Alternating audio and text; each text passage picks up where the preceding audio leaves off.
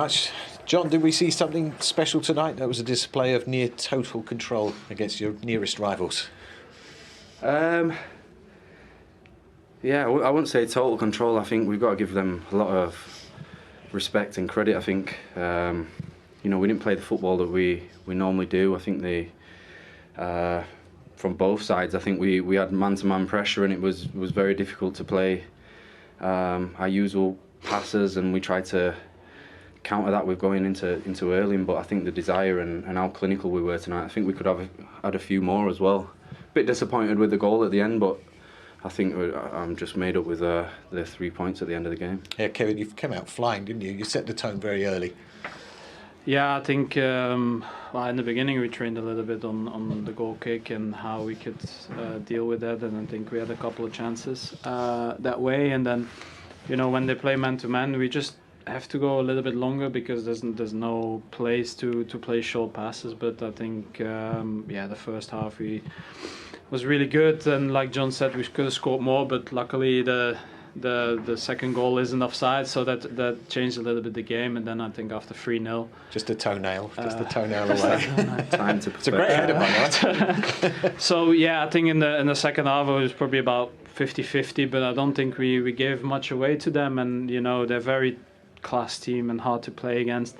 And we had to be at our best today, and I think we were. They couldn't control you and Erling swapping places, and he was providing for you, as normally it's the other way around. Yeah, I think we set up a little bit differently, where maybe we would have 2 number 8s, and now I had a little bit more the freedom to go either left and right, see where the space was, depending on who was putting pressure from them between Partey and Xhaka, and then trying to find space. Just the fact that you've got experience, you know what this Premier League obstacle race is like. Well, a lot of the players in the side have been there before. Does that give you a big advantage? I would say a big advantage. I think we've been through tough moments and tough situations at this stage of a season in the past, and I think it's done us so well. I think we know how to cope with situations, what to do in certain scenarios, and it's just experience of being in those situations. I think everyone's been there and everyone's got that hunger, and I think days like today, and I think there's a lot of pressure from the outside. We kind of train and know our jobs and what is asked of us when we're out on the pitch, and it's about us going out there and doing it today. And I think as you said, those situations really do help in big pressure moments. A big pressure moment, a big game. Have you got one hand on the trophy? A couple of fingers, maybe? It's too long. You know the answer to that. It's too long. Honestly, we know what people would say, whoever win this game, but I think it's so hard, and a lot of things can happen. It's still 7 games. That's a lot of points, and we're still, I know we're 2 games ahead, but we're still behind them. So, people will say that we will win the title now, but I know this team, and we will not give in until it's mathematically could be done. But our schedule is hectic. There's a lot of things going on, so now we have to prepare ourselves for Sunday on Fulham. Well done. Last duty, John, if you could pass that to Kevin, player of the match. Tremendous. Well done, Kev. Well done, gents. Thank you. Thank you very much. Thank you. Absolutely dominant this evening. 7 Premier League wins in a row. Rio, are they performing at a higher level than they have done all season? Yeah, they're operating at a different level to any of the teams in this league. I mean, it's the way that this man coming into picture now and coming into shot. Congratulations.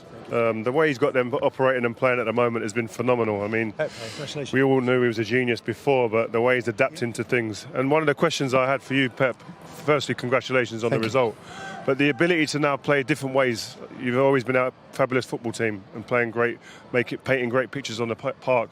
But when the time comes now, the amount of time that you can go long into someone like Haaland and change that way of playing and have a different focal point, what does that mean for this team? And has that made you a better team and harder team to play against? Well, Erling is an incredible threat, so always the manager had to adapt the quality of the players that we have, and with the previous season with false 9 when we play is completely different, but now the connection Kevin and Erling is extraordinary, and we have to, we try today to use it as much as possible, but defensively, offensively, for the first minute we were incredible focus. And the guys respond unbelievable in a game, an important game, not decisive, but really, honestly, was really, really important. 7 Premier League wins in a row now, Pep. What do you think of the level your players are playing at the moment? No, I said many times, when we have back-to-back Premier League winners, so in September, October, November, when you lose a game, just said, okay, we have time. And Arsenal in the beginning was completely the opposite, so they won every game is like a final. But arriving the 2 months left, the last 2 months, the players know it's not necessary to tell him, so, it's close, and we know exactly if we win, we are still in contention. If we lose, we have no chance. And play as a football player, playing that mentality or that feeling that is not other option to win, otherwise we're going to lose. That is the best way to approach the games. And the last month, 2 months, the players show in the past to every game we go there, try to win and move forward. And absolutely ruthless. You feel there's still even more levels that you can go though? Sorry? Is there more levels that you can go to before the season's out? No, now is I know the next 3 games are really, really important. Fulham on Sunday, and what Marco Silva has done this season is unbelievable. He came from the Championship, and look, the season has done in the stadium, a special stadium. And after 2 games at home against West Ham and Leeds, I think these 3 games will dictate.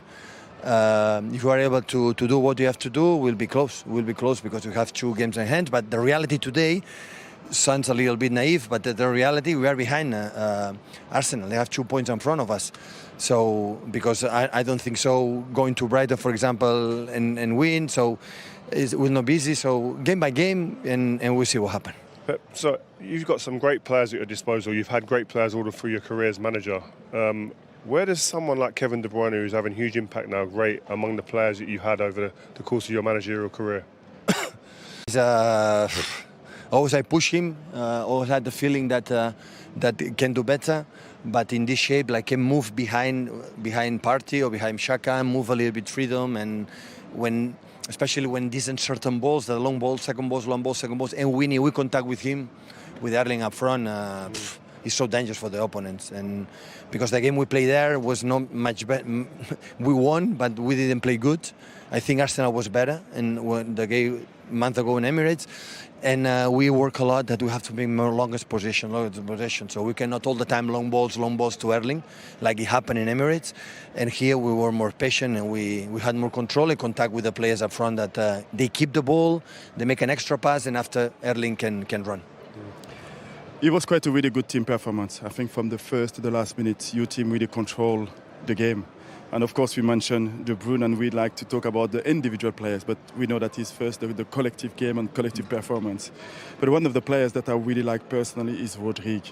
And I just want, because we never mention his name. Yeah. So I just wanted to know what is really special on him. What do you really like on him? It's fundamental for us. What the minutes has played this season, and the intuition. He's a guy like, he can run a lot. The second balls can give us, and always I ask him with the ball before he moves too much. And without the ball is okay, but with the ball always I ask the holding midfielder stay there, stay more quiet, because when a holding midfielder moves so much, they have the ability to see the next. And now he's staying more in the position with Gundo today, or with John Stones when play, or with Rico a month ago, or at the end with Bernardo, because at the end staying there, he had the ability to do it. I think he grew up a lot and is a so important player for us. Pep, question for you. You've come to the English into England. What you've brought, your innovation, your tactics, 27 major trophies. How do you retain that motivation to keep winning? It could be 30 trophies at the end of this season. It's been phenomenal. Maybe we could ask you at some point, some of your rivals would like you to step aside because you just keep winning everything. No. How do you do it? No, first I have the responsibility that this club gave me everything to the hierarchy. I remember the first season when I didn't win, they support me unconditionally, and after as a sport, why should I stop? So when we are here, we have to do it, and we were lucky as a team. I had to be honest, like how the way Liverpool pushed us in the previous season. After win 100 points, 98 points, you can say, okay, it's enough, but we realize Liverpool pushes, and this season Arsenal.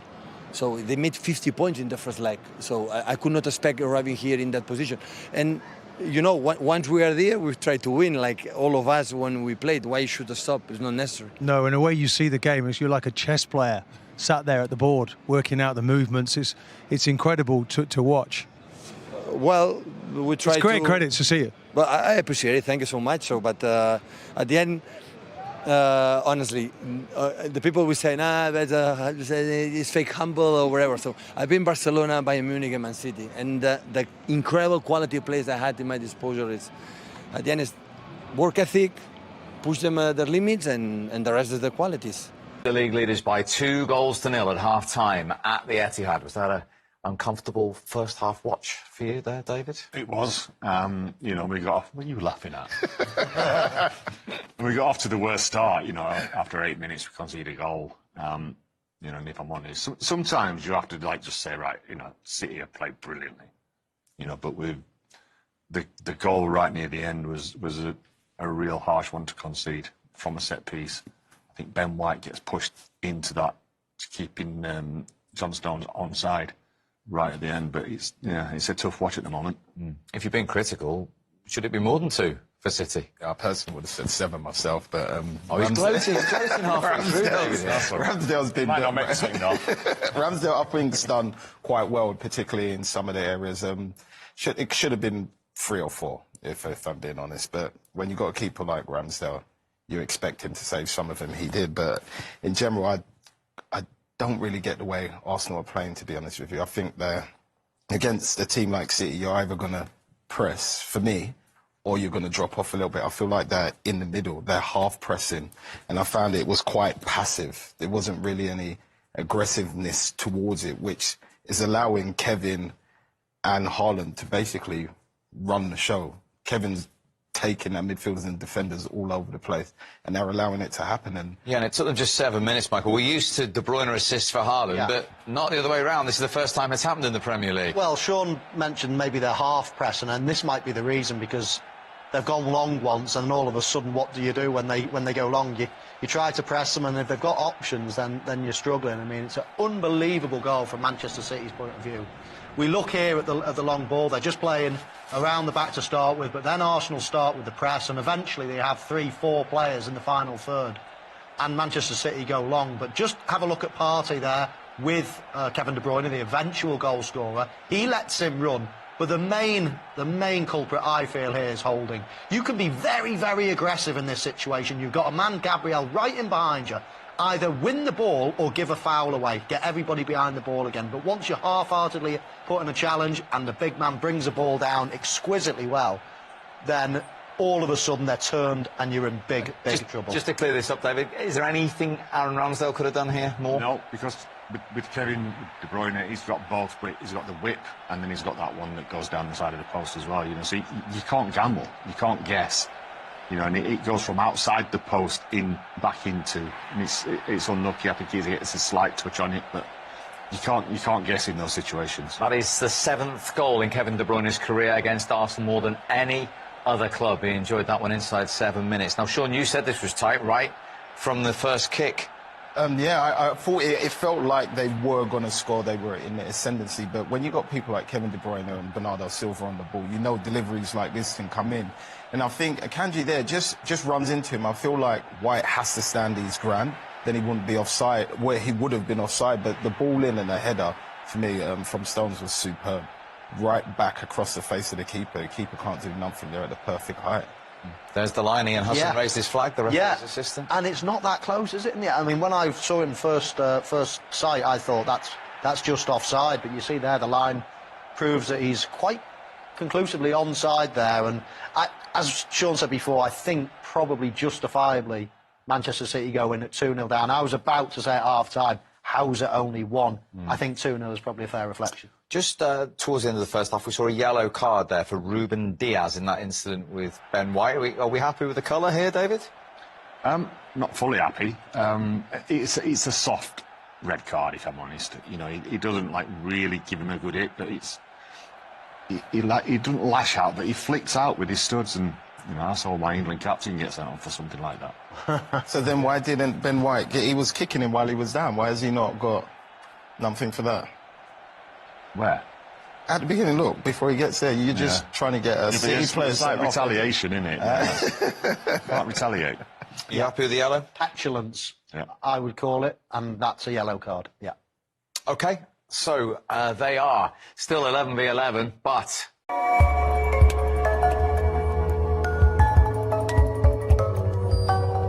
Position maintenant. Alors que se passe-t-il? Le buteur Hakim Ziyech est resté au sol.